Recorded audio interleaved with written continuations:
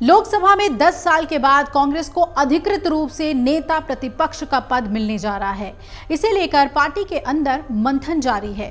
सूत्रों से मिली जानकारी के मुताबिक कांग्रेस के अंदर राहुल गांधी को नेता प्रतिपक्ष का पद देने की तैयारियां चल रही हैं। क्या नेता प्रतिपक्ष का पद संभालेंगे राहुल गांधी?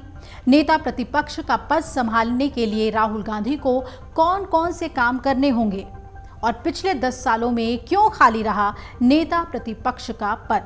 आइए इन सभी सवालों का जवाब आपको देते हैं। दरअसल मोदी सरकार के पहले और दूसरे कार्यकाल में कांग्रेस के लोकसभा सांसद 10% से कम जीतकर आए थे और इसी वजह से उन्हें ये पद यानी कि नेता प्रतिपक्ष का पद नहीं मिला था। इस बार कांग्रेस के 99 सांसद जीतकर सदन में आए हैं, जो लोकसभा की कुल संख्या का 18% है। कांग्रेस वर्किंग कमेटी ने इस पद के लिए राहुल गांधी के नाम का प्रस्ताव पारित किया है। कांग्रेस के तमाम वरिष्ठ नेता भी चाहते हैं कि राहुल गांधी नेता प्रतिपक्ष बने, लेकिन सवाल है कि क्या राहुल गांधी इस संवैधानिक पद की जिम्मेदारी संभालने के लिए तैयार होंगे? कांग्रेस संसदीय दल की बैठक में लोकसभा में कांग्रेस का नेता तय किया जाना है। कांग्रेस वर्किंग कमेटी की पिछले दिनों हुई बैठक में सर्वसम्मति से राहुल गांधी को लोकसभा का नेता प्रतिपक्ष बनाने की मांग उठने और प्रस्ताव पास किए जाने के बाद राहुल ने इस बारे में सोचने के लिए वक्त मांगा था। लोकसभा के नेता प्रतिपक्ष का पद संसदीय व्यवस्था में काफी अहम होता है। ये एक संवैधानिक पद है।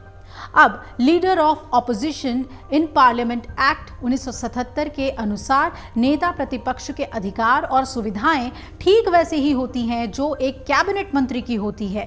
वो तकनीकी तौर पर अपनी पार्टी का नेता होता है, लेकिन वो पूरे विपक्ष की आवाज होता है।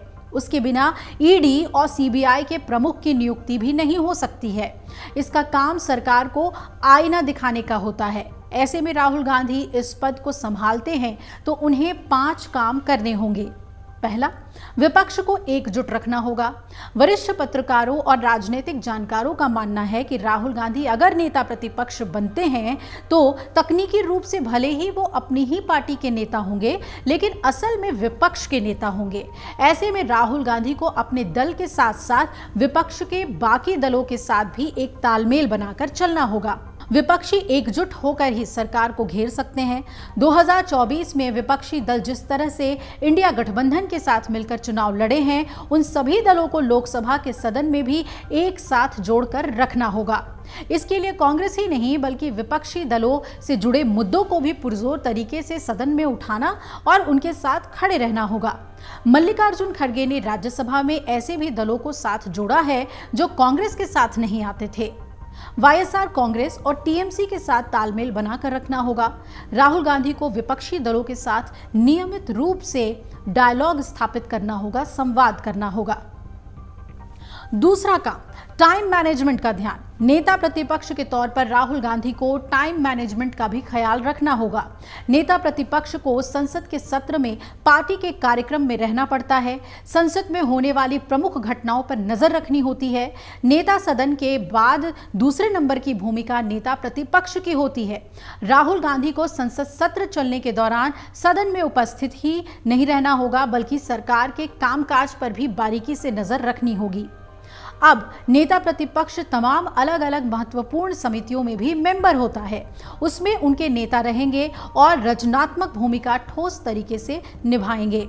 सीबीआई डायरेक्टर की नियुक्ति कमेटी, कॉलेजियम, चुनाव आयुक्त की नियुक्ति के लिए बनाई गई हाई पावर कमेटी में नेता प्रतिपक्ष होता है। इस तरह राहुल गांधी को इन कमेटियों की बैठक में हिस्सा लेने के लिए हमेशा मौजूद रहना होगा। इन तमाम कमेटियों में नेता प्रतिपक्ष की वोटिंग भी अहम साबित होगी। और क्या काम करना होगा राहुल गांधी को? मुद्दों की समझ और सिलेक्शन। नेता प्रतिपक्ष लोकसभा के सुचारू संचालन और सरकार के कामकाज पर बारीकी से नजर रखता है और जनता के मुद्दों को उठाता है। उसका काम सरकार की खामियों को देश के सामने रखना और सत्ता पक्ष को घेरना होता है। ऐसे में राहुल को विपक्षी दलों के साथ साथ नियमित संवाद करने के साथ ही उनके साथ एक राय भी बनानी होगी। सरकार को घेरने के लिए तमाम मुद्दों में चंद मुद्दों को छांटना होता है जिसमें सदन में सरकार को घेरा जा सके।